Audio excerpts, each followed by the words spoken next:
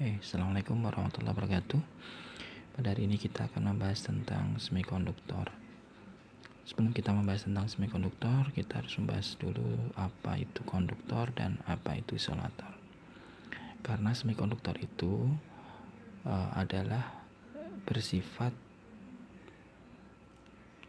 kadang-kadang bersifat sebagai isolator dan juga dia bisa bersifat sebagai konduktor.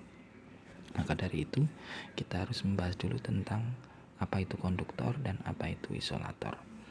Konduktor dulu kita mengenal adalah suatu bahan yang dapat mengantarkan listrik atau penghantar yang baik. Karena apa? Karena konduktor itu memiliki banyak elektron valensi. Penghantar yang baik itu bisa contohkan adalah tembaga, kemudian ada besi dan lain sebagainya.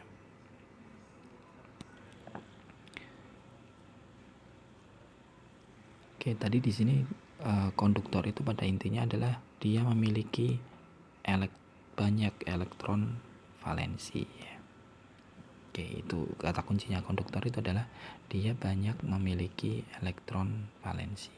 Nah, itu yang perlu nanti di catatan. Nah, di sini contohnya tembaga. Tembaga itu dia memiliki 29 proton, ya, ada 29 proton dan 29 elektron yang terbagi menjadi 4 orbit. Yang pertama itu orbit 1 yang terdiri dari 2 elektron. Kemudian orbit yang kedua itu dia ada 8 elektron. Orbit ketiga dia ada 16 elektron dan orbit yang keempat itu adalah dia memiliki hanya 1 elektron.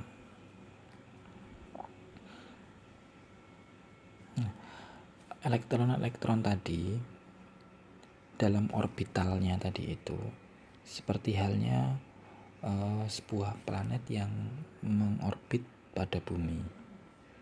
Ya, kita bisa mengibaratkan elektron itu adalah sebuah planet atau satelit, ya, kemudian dia mengorbit pada matahari seperti itu. Ini matahari, planet mengorbit pada matahari, ya, matahari. Jadi kalau sebuah planet mengorbit, ya, tentunya semakin luar orbitnya maka semakin kecil pula tarik menarik dengan inti, ya, seperti ini tadi. Katakan orbit 1 sampai orbit 4, ya, maka orbit 4 itu adalah menjadi orbit yang terluar atau orbit yang jauh atau di luar, terluar, ya. Maka nanti ikatannya akan semakin lemah terhadap inti. Semakin dekat inti maka ikatannya semakin kuat, semakin jauh terhadap inti maka ikatannya semakin lemah. Kalau ikatannya semakin lemah maka nanti akan memudahkan elektron itu akan terlepas dari orbitnya. Nah, karena mudah terlepas itulah yang disebut dengan yang namanya elektron bebas. Kenapa elektron bebas? Karena dia adalah tadi di orbit keempat dan dia adalah tarik menariknya semakin kecil, ya, karena orbitnya semakin luar dia akan tariknya semakin kecil. Kalau semakin kecil maka dia akan semakin mudah untuk terlepas. Nah, ini yang disebut dengan elektron bebas tadi. Nah, sebagai contoh gambar seperti ini. Ada 29 proton, ya, di sini 29 proton. Kemudian di orbit 1 itu di orbit yang pertama itu ada 2, 1, 2. Orbit yang kedua ada 8, ini ada 8. Ini tadi ada 2. Kemudian orbit ketiga ada 16 dan orbit keempat ada 1. Ya. Nah, orbit 1, 2, 3, ya kan, orbit 1, 2, 3 itu yang berarti kan dia terdiri dari 28 elektron ya, padahal di sini ada 29, sehingga bisa dikatakan di sini ada satu buah proton yang akan berpasangan dengan satu buah elektron yang letaknya sangat jauh, atau katakan di orbit keempat tadi ya. Sehingga kita bisa menyederhanakan sisa dari proton tadi yang satu, yang ini satu, dia akan berpasangan atau diitari atau dikelilingi, dia memiliki orbital negatif 1, elektron 1. Ini adalah yang ke orbit keempat ini maksudnya ya, orbit keempat. Nah, nanti orbit yang keempat inilah yang semakin lemah ikatannya.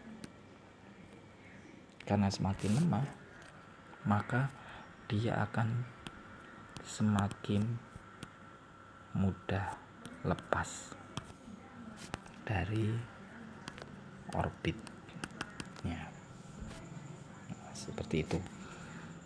Karena semakin di luar, karena dianggap semakin luar, menjadi orbit terluar, maka dia akan semakin lemah ikatannya, maka akan semakin mudah terlepas.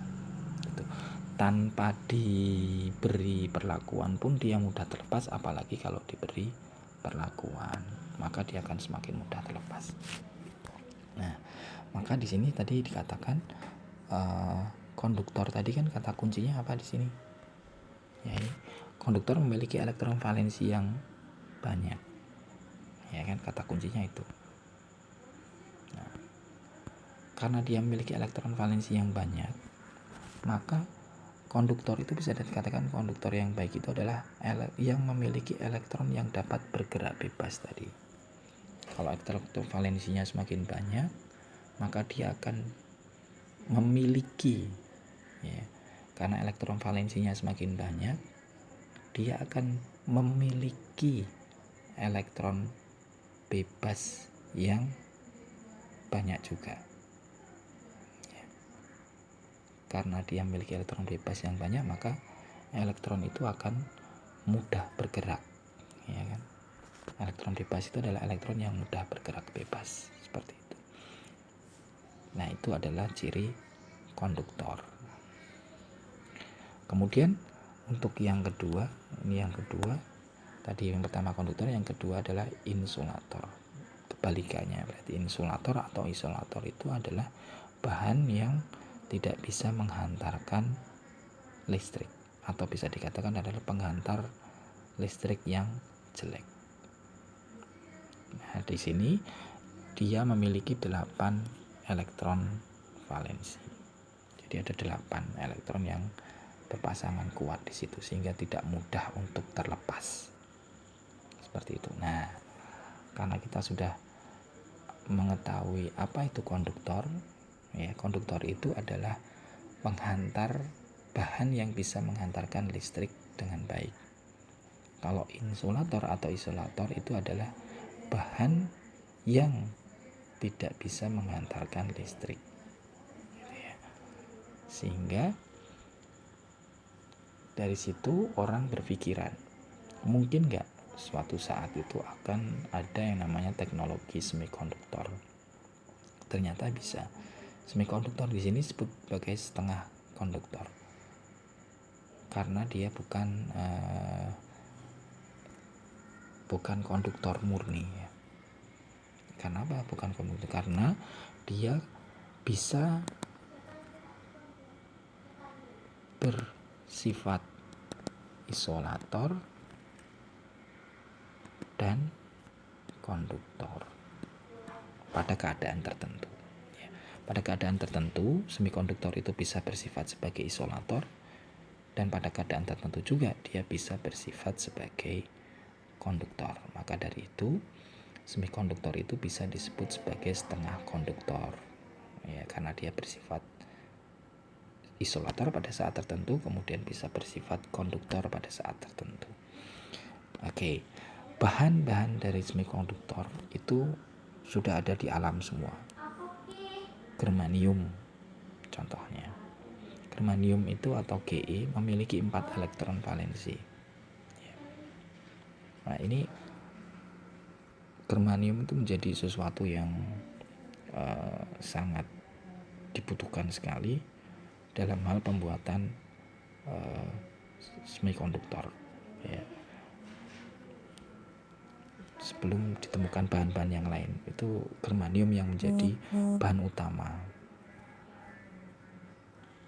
Oke, kemudian ada lagi bahan yang lain yaitu silikon. Bahan silikon ini adalah sama-sama di alam juga banyak. Nah, ini yang paling mudah ditemukan. Dan silikon ini memiliki 14 proton dan 14 elektron. Kalau tadi yang ini ada 4 elektron, berarti 4-nya 4 proton. Dia memiliki, germanium memiliki 4 proton dan 4 elektron. Nah, kalau yang silikon dia memiliki 14 proton dan 14 elektron.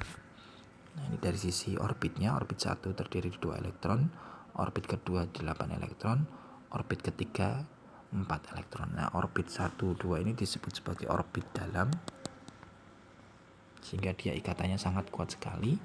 Dan orbit ketiga ini menjadi orbit luar. Nah, ini yang nanti suatu saat elektron ini akan bisa berpindah tempat atau terlepas, maksudnya ya, terlepas kemudian masuk ke atom yang lain maksudnya. Oke, jadi ini silikon, kemudian ini germanium. Nah, ini contohnya untuk silikon ya. Orbit pertama ada 2, orbit kedua 8, orbit keempat 8. Nah, sehingga yang 10 ini menjadi orbit dalam, kemudian yang 4 ini menjadi orbit luar. Nah, sehingga kita bisa, karena di sini sudah 4 orbit yang 10 orbit dalam ini, berarti nanti di sini 10 protonnya ya, 10 proton mengikat 10 elektron di orbit dalam, kemudian sisa yang 4 elektron mengikat orbit yang luar, sehingga kita bisa mendapatkan ini orbit yang luar ya, orbit luar 4 elektron 4 proton, dia mengikat 4 elektron. Oke, ini adalah nanti yang akan digunakan sebagai bahan semikonduktor, baik yang germanium maupun yang silikon ya. Oke. Nah, germanium silikon ini karena dia itu memiliki ikatan yang sempurna ya, sempurna, kovalen sempurna, ini maksudnya dia mengikat 4 tadi ya, maka dia disebut sebagai semikonduktor intrinsik atau bisa dikatakan semikonduktor murni ya. Semikonduktor murni. Kenapa? Karena dia ikatannya adalah kovalen yang sempurna. Sempurna itu maksudnya dia memiliki 4 ya, mengikat 4 elektron valensi seperti itu, sehingga ikatannya sangat kuat. Untuk melepaskannya dia akan lebih susah dibandingkan kalau elektronnya lebih dari 4, katakan 8, apalagi 14 dan seterusnya, dia akan mudah terlepas ya. Kalau 4 berarti elektron valensinya akan agak susah untuk melepaskan elektron valensi tersebut. Kemudian tadi ini silikon, kemudian ini kristal silikon. Kristal silikon ini sudah didesain, dibuat ya, dengan apa istilahnya, kita akan mendapatkan silikon itu dengan cara diekstrak ya, diekstrak sehingga kita dapatkan kristal silikon. Nah, Kalau kristal silikon ini dia sudah memiliki 4 elektron. Ya, dalam satu inti atom dia bisa mengikat 4 elektron. Ya tentunya ya 4 proton ya. 4 proton di samping kanannya 4 elektron. Nah, ikatan atom ini stabil. Ya. Ikatan inti atom akan stabil jika dikelilingi oleh 8 elektron.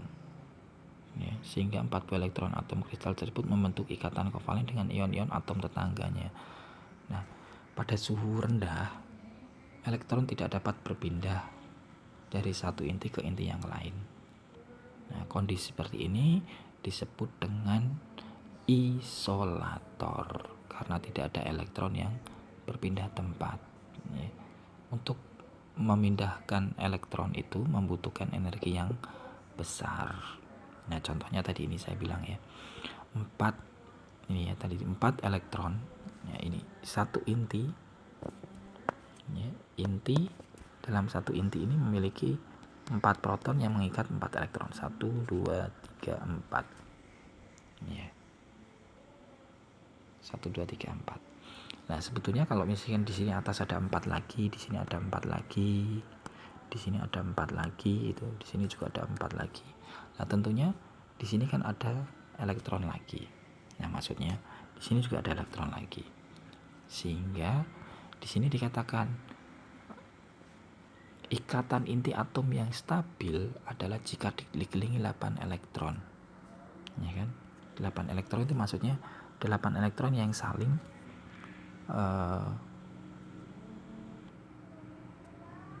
mengikat ion-ion tetangganya. Jadi misalkan ini 4 ini mengikat 4, ya kan? 4 elektron.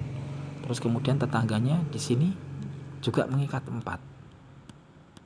Juga mengikat 4 sehingga di sini ada 8 ya, ada 8. Ini 2, di sini 2, di sini 2, di sini 2 yang saling mengikat.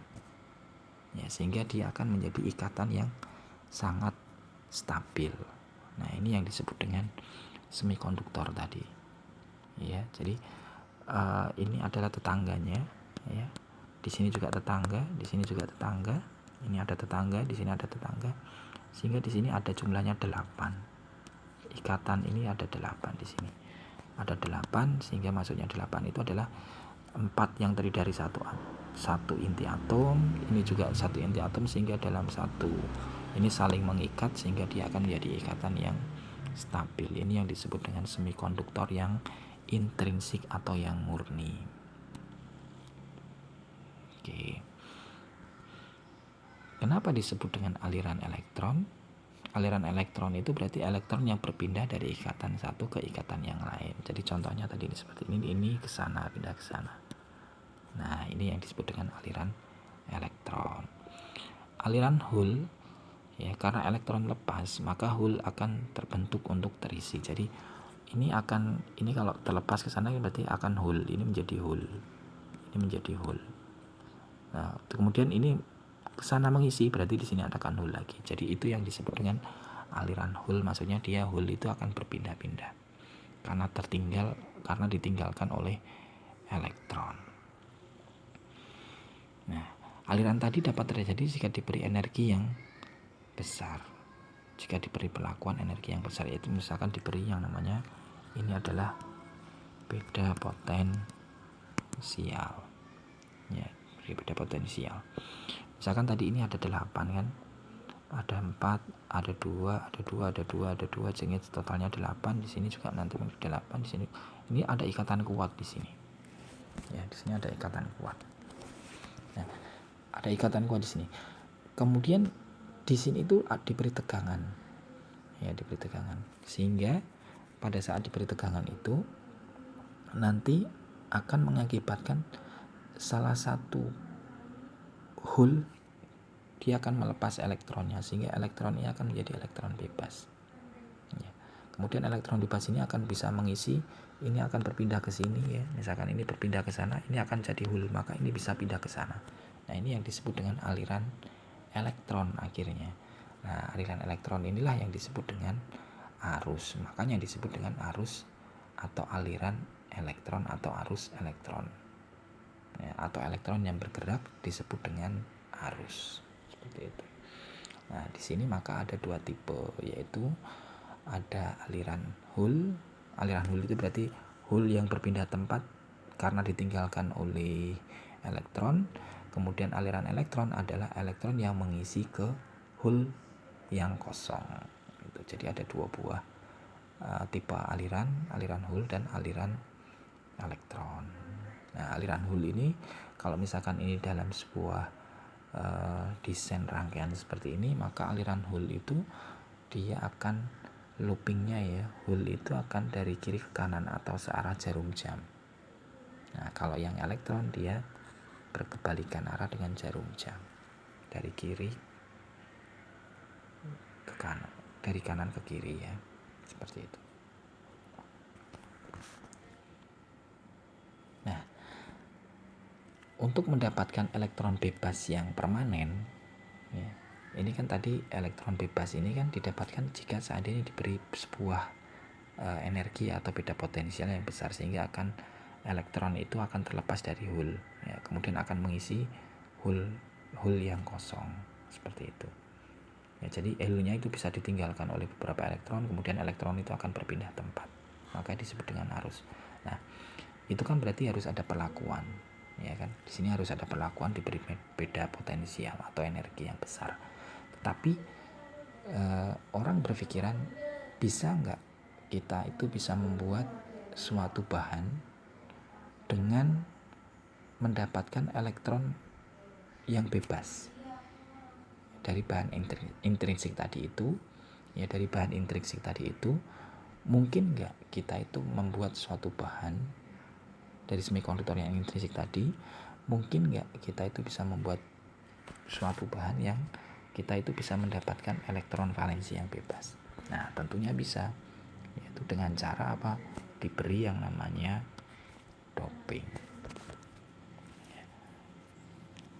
Sehingga nanti dengan doping tadi itu kita bisa mendapatkan elektron bebas yang banyak yang bersifat permanen. Ya. Nah, semikonduktor intrinsik yang diberi doping tadi itu dikenal sebagai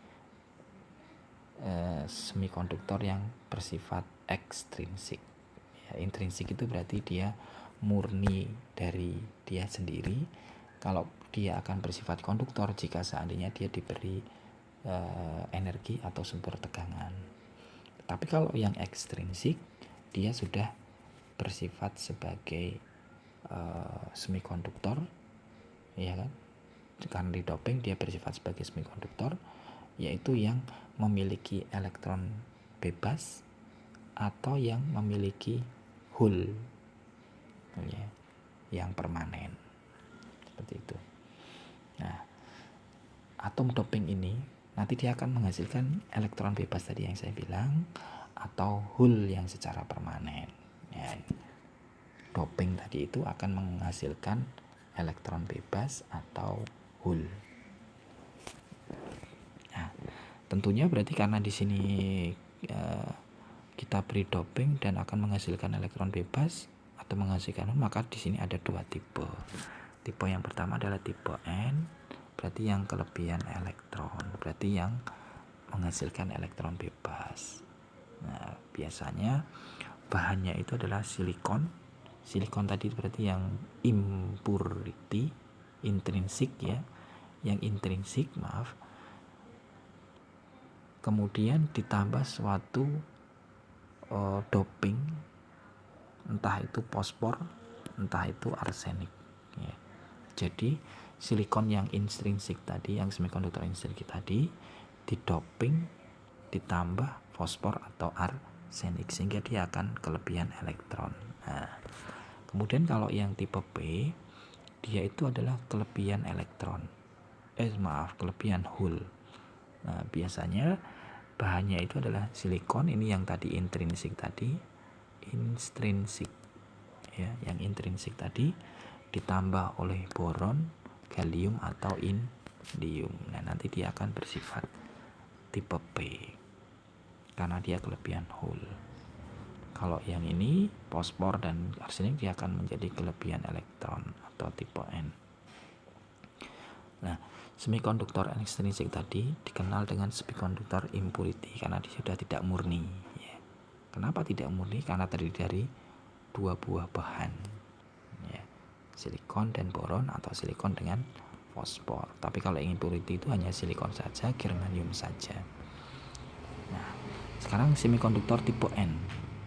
Ya, tipe N ini berarti dia menghasilkan elektron bebas. Ya, menghasilkan elektron bebas sehingga elektron bebas itu siap untuk didonorkan, siap untuk diberikan atau dilepaskan untuk menuju ke hole. Nah, maka dia bersifat sebagai pendonor atau pemberian. Donor itu kan pemberi. Nah, di sini misalkan ada tadi ya kan silikon kan plus 4, dia akan mengelilingi 4 nih. Dikelilingi 4 elektron, mengikat 4 elektron. Nah, kemudian salah satu boleh tidak salah satu. Misalkan di sini di doping bahan fosfor tadi. Nah, di doping bahan fosfor sehingga dia akan menjadi plus 5. Ya. Otomatis dari plus 5 itu di sini sudah terisi 4 elektron. Ya. Maka ada 1 elektron lagi di luar ikatan yang di sini tadi itu, di luar ikatan yang ini. Nah, sehingga elektron yang di luar ini disebut dengan elektron bebas. Kalau misalkan kita doping banyak di sini, maka akan banyak elektron bebas yang ada di luar. Ya, sehingga dia akan kelebihan elektron. Nah, karena di sini menjadi plus 5, maka disebut dengan doping pentavalen. Nah, tentunya karena dia kelebihan elektron, maka dia disebut sebagai mayoritas, ya, pembawa mayoritas. Hole-nya menjadi pembawa minoritas. Nah, sekarang bagaimana dengan tipe P? Yaitu dia itu berarti untuk menerima elektron, berarti dia bersifat sebagai akseptor. Ya, tadi kalau melepaskan, memberikan elektron disebut dengan donor, kalau menerima berarti disebut dengan akseptor. Nah, ini tadi kan silikon mengikat 4 ya masing-masingnya. Ya, masing-masingnya mengikat 4.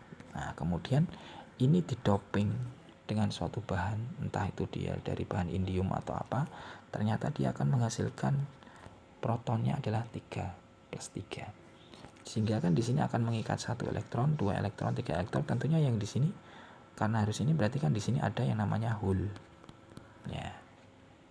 Kosongan. Nah, maka di sini ada hole, maka dia akan kelebihan hole. Kalau seandainya ini kita doping juga, ini kita doping, maka akan di sini akan muncul hole sehingga dia akan kelebihan hole. Nah, kalau ini menjadi 3 berarti yang disebut dengan trivalen. Jadi bisa 2, ya kan? Di sini bisa 2 plus 2 maksudnya. Sehingga di sini akan hole-nya 2, itu yang disebut dengan dwivalen. Kalau yang misalkan akhirnya tertarik, maka disebut dengan viavalen. Itu guyonan viavalen kan penyanyi dangdut ya. Oke. Nah, di sini nanti berarti untuk muatan hole-nya tadi berarti menjadi muatan mayoritasnya, kemudian yang elektronnya menjadi minoritas karena jumlahnya lebih sedikit ya elektron. Yang hole jadi lebih banyak. Oke. Nah, tadi kita berarti sudah mendapatkan semikonduktor tipe N dan tipe P ya. Tipe N itu berarti yang kelebihan elektron, tipe P adalah kelebihan hole. Nah, misalkan seperti ini. Sehingga dari 2 tipe tadi ini kalau kita gabung keduanya, ya, kita tempel. Nah, ini kalau kita tempel keduanya tanpa menggunakan suatu bahan, ya, bahan yang bersifat tidak mudah terlewati, ya, monolitik gitu, monolitik. Nah, sehingga nanti elektron yang di sini atau hole yang di sini itu elektron tidak bisa mengisi hole yang ada di sebelah kanan atau sebelah sini gitu ya. Itu. Ini tipe P karena dia kelebihan positif. Nah, ini nanti N-nya tidak bisa mengisi ke sini. Nah, atau sebaliknya seperti itu. Sehingga nanti kalau misalkan ini tanpa adanya bahan monolitik tadi itu, maka nanti dia akan bersifat netral. Kenapa? Karena dia akan bisa mencari pasangannya sendiri-sendiri sehingga akan terisi semua di sini sehingga akan netral. Kenapa netral? Karena nanti cuma elektron dan hole-nya sama seperti itu. Oke. Nah, dioda ini terbuat menjadi 2 buah elektrode, ya kan? Ada 2 buah elektrode. Jadi kita menggabungkan 2 kutub ini maksudnya, gitu. Nah, kalau gabungan tadi itu tanpa adanya sekat, maka dia akan bersifat netral. Ya. Maka perlu yang namanya sekat. Sekat tadi itu disebut dengan depletion layer gitu ya. Ini kalau tanpa sekat, ya, maka dia akan lebih mudah untuk melompat ya. Tapi kalau dengan sekat berarti dia akan terisolasi. P-nya akan terisolasi, N-nya akan terisolasi. Nah, seperti itu. Sehingga dia tidak akan bisa melompat. Kepingin melompatkan suatu elektron di sini, maka dia butuh energi atau beda potensial. Seperti itu. Nah, ini dioda PN. Berarti dioda PN karena ada tipe P dan tipe N, kita sambung, diberi sekat di situ, maka ada tipe P dan tipe N. Simbol dioda seperti ini. Ya. Nanti kita akan mengetahui dioda itu berfungsi atau tidak itu dengan cara forward bias dan reverse bias ya. Bias maju dan bias mundur. Caranya seperti ini ngerangkainya. Forward yang bias maju, sumber tegangan positif dikenakan positifnya dioda. Kalau yang bias mundur, negatifnya kita kenakan dengan positifnya dioda. Nah, untuk nanti prinsipnya seperti apa, terus kemudian karakteristiknya seperti apa, nanti kita bahas di teorinya ya, di teorinya dioda. Nah, yang penting seperti ini. Nah, kalau kalian melihat sebuah dioda ya, itu kan seperti ini ya, misalkan ini kasih ganti warna hitam, ini buah dioda misalkan. Nah, biasanya ada warna putih di sini, yang lainnya kan hitam ya. Nah, katakan putih tak kasih warna abu-abu ya. Nah, abu-abu, yang lainnya warna hitam.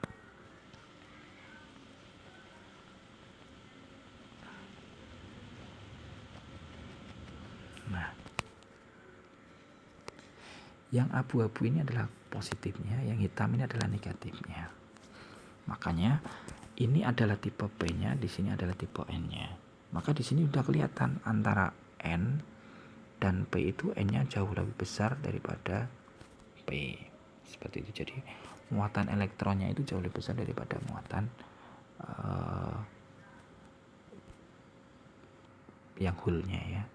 Yang hole-nya negatifnya itu lebih besar daripada P-nya. P itu bisa di proton, N-nya itu negatifnya itu elektron. Kemudian kita bias maju seperti ini. Nah, kalau kita bias maju seperti ini, jadi ada pertama, ini elektron kalau kita berbicara masalah arus elektron, aliran elektron, berarti kan dari kanan ke kiri ya. Nah, seperti ini. Ini aliran elektron. Kalau kita membahasnya tentang aliran elektron, maka nanti di sini itu akan kelebihan ya, kelebihan elektron. Ya, akan kelebihan elektron. Semisal saya ibaratkan misalkan di sini isinya 100 elektron. Di sini katakan misalkan 10 elektron misalkan ya. Misalkan ini saya misalkan saja, yang di sini misalkan itu diisi 100 elektron. Kemudian yang di sini katakan ada 4 atau 10 hole. Nah, 10 hole. Ini kalau seandainya tanpa diberi tegangan misalkan. Kemudian di sini diberi beda potensial di bias maju. Maka di sini kan ada aliran elektron negatif. Min ini akan masuk gini. Nah, otomatis kan minnya itu akan semakin besar. Ya kan?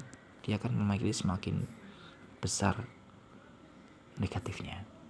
Ya.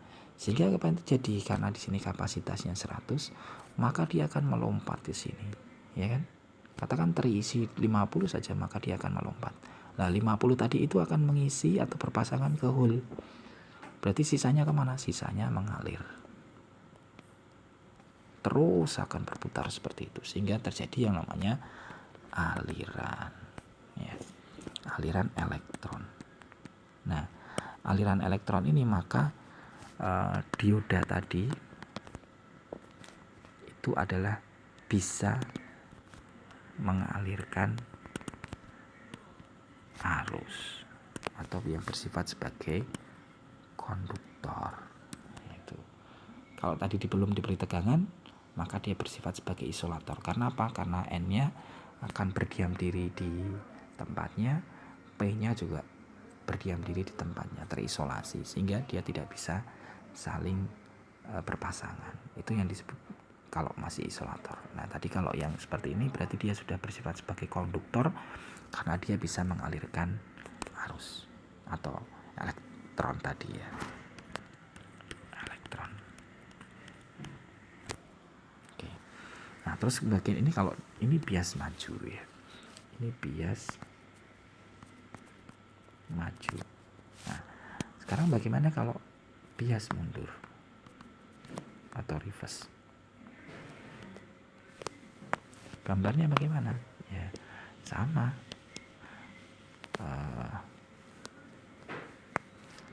Di sini saya kasih warna hitam karena dia lebih besar ya. Biasanya kalau kalian lihat dioda,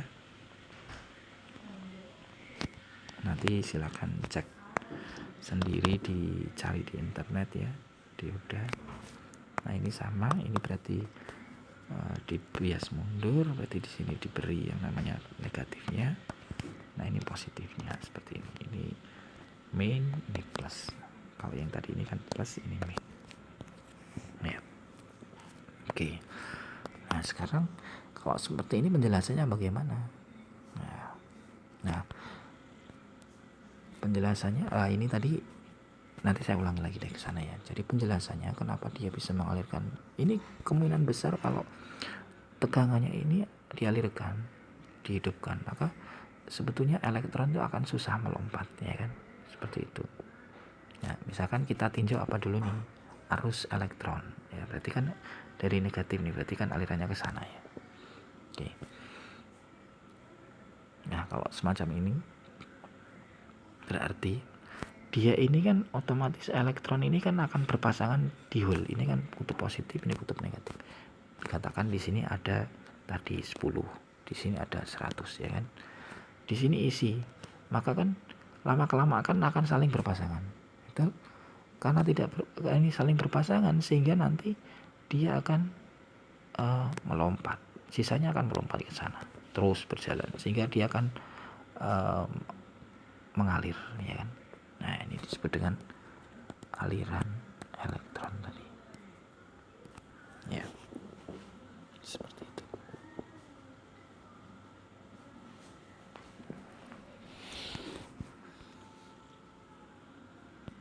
Ya. Jadi di sini nanti dia akan lebih lama berpasangannya, mencari pasangannya, terus kemudian yang tidak dapat mendapatkan pasangannya dia akan melompat. Nah, ini nanti akan membutuhkan waktu yang lama sehingga nanti pada saat kalian mencari karakteristik diodanya ya, karakteristik dioda nanti lengan nanti ini sedikit ini karakteristik dioda, di sini ada V, di sini ada I, sehingga nanti pada saat di bias maju itu seperti ini. Nah, ini akan seperti ini. Bias mundur dia akan lengannya lebih panjang. Nah, ini V-nya ya.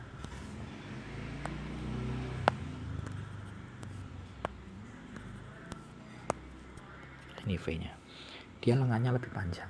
ininya lebih panjang dibandingkan yang bias maju ya, karena dia akan lebih lama prosesnya. Seperti tadi, nanti kalau dibalik bisa juga, maksudnya dengan arus Hul ya, kita dengan arus Hul. Nah ini karakteristik. Nah nanti di sini ada yang namanya daerah dadal. Nah ini nanti di teori dioda ya, di sini juga ada daerah dadal, nanti di teori dioda ada. Nah kenapa dadal? Iya, karena ini nanti lama kelamaan kalau diisi terus nanti di sini akan suatu saat akan jebol, namanya dadal itu namanya jebol. Nah kalau jebol maka nanti elektron ya sudah akan keluasa, akan mengalir seperti itu. Ini juga sama, lama kelamaan di sini akan dadal kalau seandainya panas dan lain sebagainya, kan karena melompat itu bergesekan dia akan panas. Elektron dengan proton, elektron dengan elektron bergesekan itu nanti akan panas sehingga nanti lapisan di sini akan jebol. Nah, akan jebol atau dadal.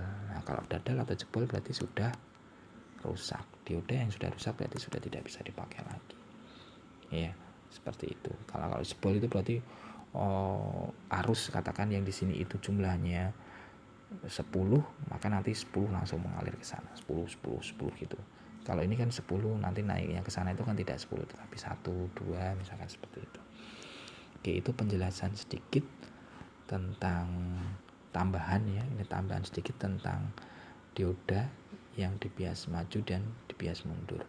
Jadi pada intinya untuk pembuatan dioda itu adalah dari dua buah tipe semikonduktor ekstrinsik, yaitu yang tipe N dan tipe P digabung dengan diberi layer di situ atau diberi batas yang tidak bisa saling berhubungan antara E dan Hul, sehingga nanti di sana disebut dengan ini dioda, yaitu yang tipenya PN atau NP nggak ada masalah ya, karena di sini dibolak-balik nggak apa-apa ya. Untuk P itu berarti yang dia kelebihan Hul itu berarti tadi silikon didoping dengan suatu bahan sehingga dia Hulnya semakin banyak di situ.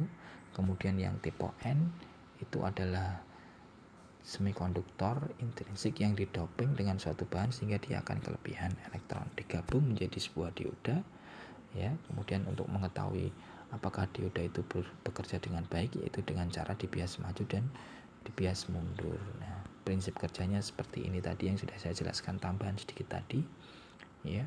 Kemudian karakteristik diodanya menjadi seperti ini. Nah, nanti silakan ini nanti dipelajari dulu, dibaca sambil didengarkan, kemudian buku Malvinonya juga dibaca. Nah, ini nanti praktikum kalian yang elektronika dasar 1 juga ada yang tentang karakteristik, tapi ini kan kita belum masuk ke teorinya, masih masuk ke istilahnya pengenalan tentang apa itu konduktor, apa itu isolator, apa itu semikonduktor tipe P dan semikonduktor tipe N, kemudian digabung menjadi sebuah dioda. Nah, nanti kita masuk ke teori dioda, itu berarti tentang arusnya berapa, tegangannya berapa, dan seterusnya, itu dengan materi tentang teori dioda untuk bab selanjutnya. Karakteristik dioda sebenarnya juga masuk di bab 3, yaitu tentang teori dioda. Baik, demikian dulu yang bisa saya sampaikan untuk materi semikonduktor. Silakan sekali lagi silakan dipelajari untuk video ini dan di buku dibaca. Nanti kalau kurang jelas bisa ditanyakan melalui blog, melalui e-learning, dan melalui grup ya. Baik, saya cukupkan sampai di sini dulu. Assalamualaikum warahmatullahi wabarakatuh.